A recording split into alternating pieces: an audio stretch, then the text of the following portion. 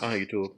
Here's the unboxing of my SOS hand tool, subsurface extraction tool. This is good for pet stains, remove odors, spills, dirt, flood extraction, rugs. Let's see what we got.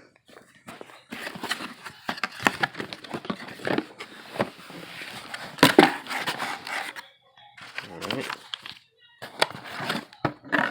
Alright. So this is not big. Let's see how big it is.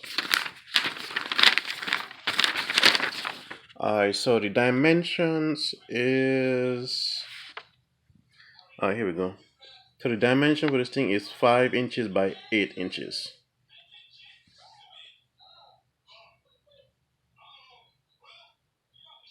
Pretty much explanatory.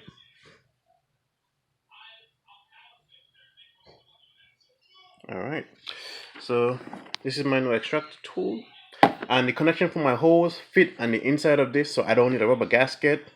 If you have the larger side hose, you might need a rubber gasket.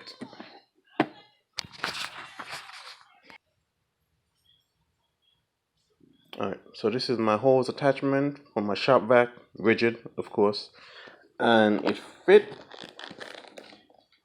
snug inside.